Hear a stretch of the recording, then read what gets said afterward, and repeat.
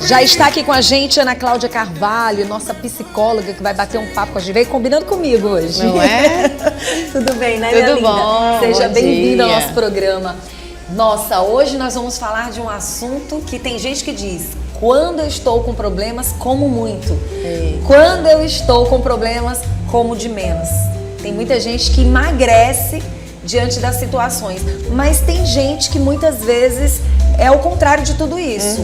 A própria alimentação pode mexer com essa saúde mental da pessoa. E aí a gente vai falar sobre vários aspectos, né?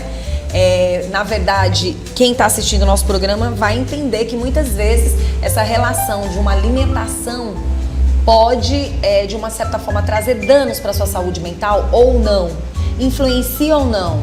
E aí? Vamos lá, vamos bater esse papo, Vamos né? bater esse papo. Primeiramente, muito obrigada pelo convite. Prazer nosso. É sempre muito gratificante estar aqui falando, né, para várias pessoas a respeito desse assunto tão importante e muitas vezes negligenciados, né?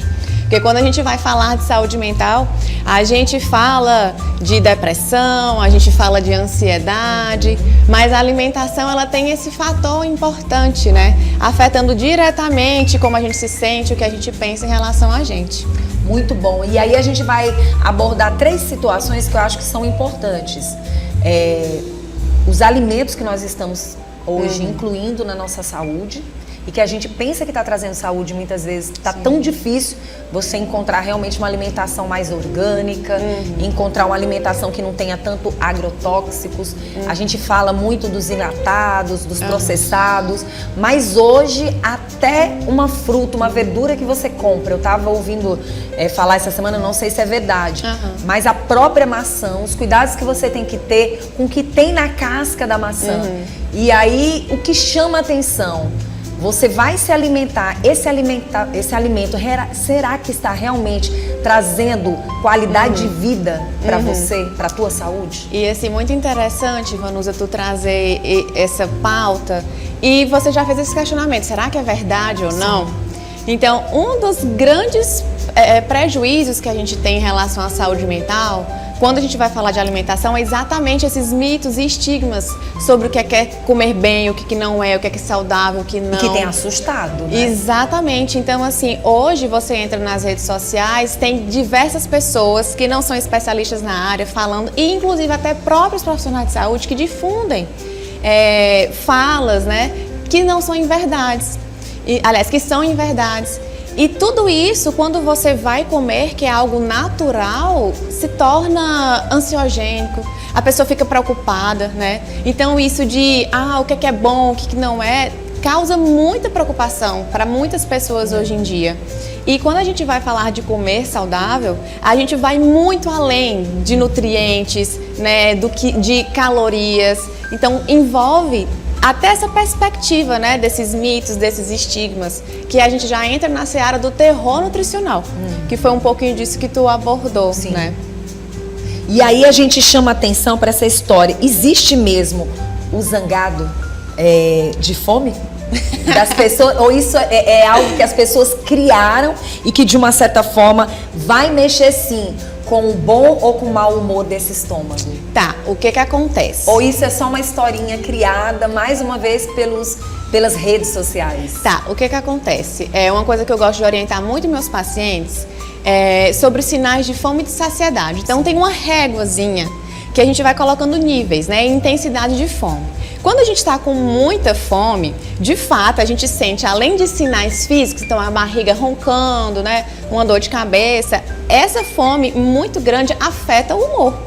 Então, por vezes, se for uma fome extrema, afeta e a pessoa pode ficar com raiva, pode ficar irritada, pode ficar estressada. A fome em si já traz uma incomodação gigantesca, né? Quando você está com fome, você começa a ficar irritado, isso é um fato. Né? E aí a gente precisa só entender um pouco mais quais são os cuidados que as pessoas devem ter com esse tipo de situação. Às vezes é um dia inteiro sem se alimentar direito. Exato. Então, o que acontece? A gente precisa ouvir nosso corpo.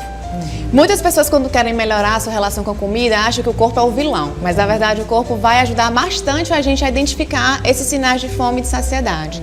Então, quanto mais tempo a gente fica sem comer, mais fome a gente vai sentir, né? Os alimentos que a gente consome, então, se é uma dieta, né, rica em proteínas, então a gente consegue ter mais saciedade. Se é só rica muito em açúcar, em gorduras, né, a gente pode também reduzir essa saciedade. Então, ter esse conhecimento é libertador para a gente poder regular. Essa orientação de também fragmentar, fazer café, lanche, almoço, é para evitar que a gente estenda muito essa fome. E quando a gente está com muita fome, a gente não pensa numa alimentação mais equilibrada, né, com mais qualidade. A gente vai comer o que tem à disposição. E geralmente são coisas mais calóricas, né?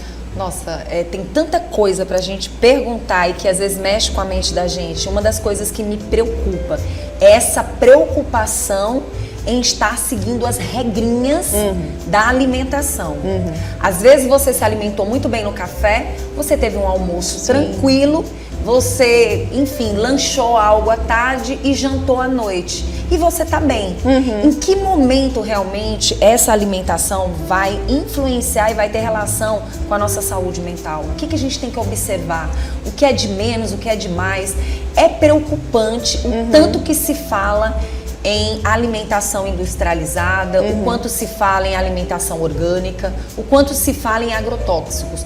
Isso tudo também é algo que mexe com a gente quando o assunto é saúde mental. Muitas pessoas dizem o que você come vai lhe afetar a mente e também o físico. Até que o físico a gente fala bastante, mas a mente é algo que preocupa mais. A preocupação de não estar comendo nas horas seguidas, a preocupação de estar se alimentando de menos ou de mais. Eu acho que isso também muitas vezes é uma cobrança que lhe adoece. Sim, claro. E assim, a gente tem regras alimentares, né?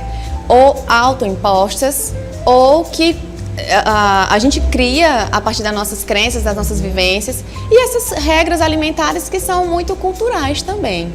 Então, quando você pergunta, né, qual é o ponto aí de onde passa do saudável ou não, a gente sempre tem que pensar na nossa funcionalidade. Então, se eu sou uma pessoa que sou extremamente preocupada com o horário, com o comer limpo, né, com o comer saudável, preocupações excessivas com o corpo, com a imagem, então a gente já tem que, ligar o sinalzinho de alerta. Porque uma coisa é uma preocupação natural, onde a gente busca ser mais saudável, mais ativo, né? A relação com o corpo também. Mas quando isso passa a interferir no nosso dia a dia, na nossa rotina, nos nossos relacionamentos, aí já é o momento da gente pedir ajuda. Já é adoecedor, né? Às vezes você come um prato, uma alimentação ali, ela te dá tanta satisfação, tanto prazer, que talvez aquele prato gigantesco, com tudo que você imagina que ali esteja, não vá lhe trazer esse lado da sua saúde mental. Sim. Às vezes você olha ali, vai para um self-service, você olha aquela quantidade de comida e você enche o prato, mas você muitas vezes sai dali insatisfeito. E aí... se cobrando, né? Exato. E assim, por isso que trabalhar comportamento alimentar é muito específico, tem muita subjetividade, né? E não dá para ser uma regrinha, assim, 2 e 2 é 4. Para cada paciente, a gente vai estabelecer certos comportamentos e condutas. A gente entender como as pessoas se relacionam com comida é entender sobre a vida dela, sobre o que ela pensa. Quando a gente fala de prazer, a gente não está só falando de paladar, a gente fala também de interpretações que ela tem, de experiências, então é complexo. E essa parte da saúde mental em relação à alimentação não é muito falada, não é muito divulgada, e as pessoas muitas vezes não têm nem consciência o quanto que isso afeta, né, nessa relação com a comida. Quando você fala de comportamento, como você é uma especialista em comportamento alimentar, o que você consegue observar hoje na vida dessas pessoas e o que esse alimento pode realmente, de fato, em termos de vitaminas e os próprios hormônios, trazer para a mente da pessoa, para essa saúde mental? Tá, o que acontece? Quando a gente vai falar da parte nutricional, da qualidade alimentar, a gente sabe, por exemplo, com consumo elevado de doce, tem uma liberação de dopamina, o doce ele é um alimento extremamente palatável, né? Então, esse consumo, ele pode o quê? Gerar uma relação de dependência psicológica. Aí a gente quebra o mito, né? No caso, não existe vício em doce.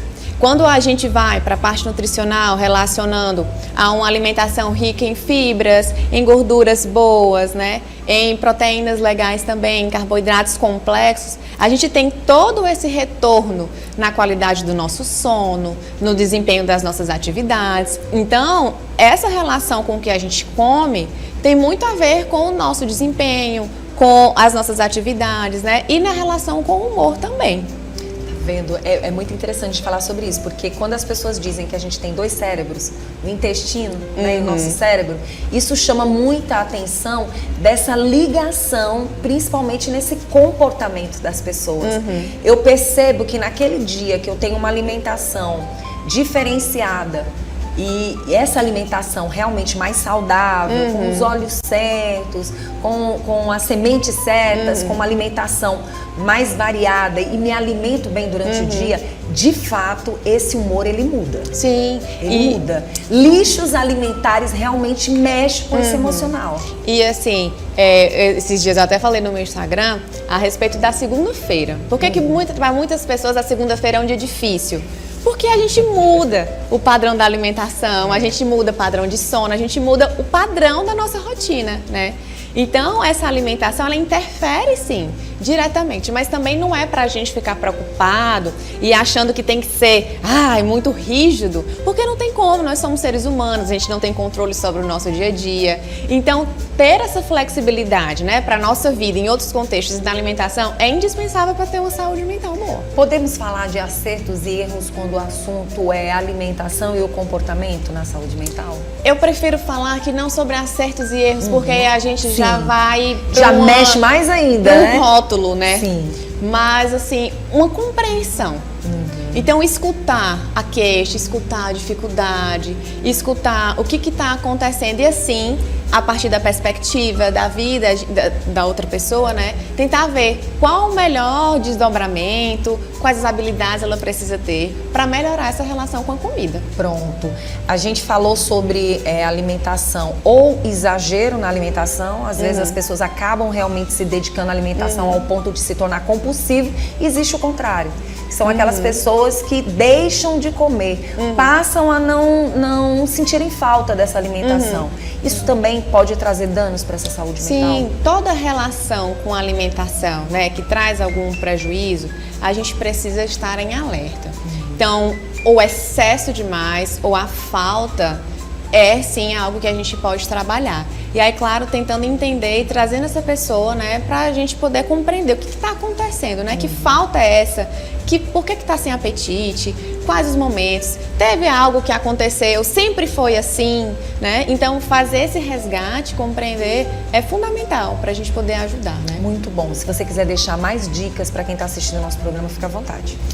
Então, o que eu falo para vocês que estão assistindo é preparem e prestem atenção na alimentação de vocês, no que vocês consomem, né? E principalmente o que vocês pensam a respeito da alimentação.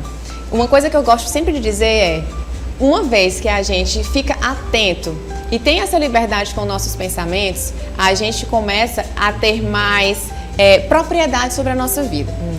O nosso norteador está aqui. Então, quando a gente começa a identificar por que eu penso assim, o que eu estou sentindo, faz sentido ou não esse meu pensamento, a gente consegue ter mais segurança. Muito bom. E você sabe que, de uma certa forma, às vezes a pessoa não percebe, mas quem está do lado tem que observar também, ajudar essa pessoa, né? Às vezes a pessoa está com medo de mais ou está com medo de menos e é interessante os alertas, né? Exato. Nossa, você está mais magra, você está, né? Vamos cuidar. Às vezes, um cuidado, um olhar do outro pode ajudar. E isso a gente vê muito, por exemplo, nos transtornos alimentares. Então, uma pessoa que tem anorexia, né, ela não tem dimensão que aquele cuidado, aquele medo intenso de ganhar peso está afetando a relação com a comida.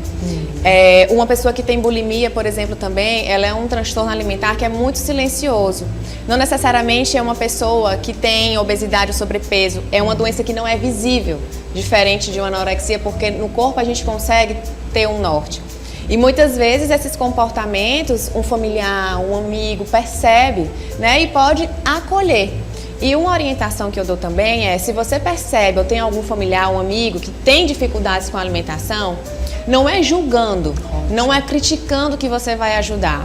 Então chama essa pessoa, converse e diga, por exemplo, eu estou percebendo que você está assim, que você mudou esse padrão alimentar, posso te ajudar? Você quer conversar comigo sobre? Vamos pedir ajuda? Acolhimento. Exato, né? Porque o julgamento afasta as pessoas, né? O julgamento, ele não aproxima alguém que quer melhorar. E às vezes a pessoa está percebendo que está muito bem. Ela acha que está bem, né? Então, se você chegar de qualquer jeito, você pode piorar ainda mais a situação, né? Com certeza. Nossa. Dentro do Piauí, assim, eu acredito que você atende muitas pessoas. Tem algo, assim, que você tenha percebido e que tenha sido, assim, de bom proveito essa conversa e a gente alertar as pessoas?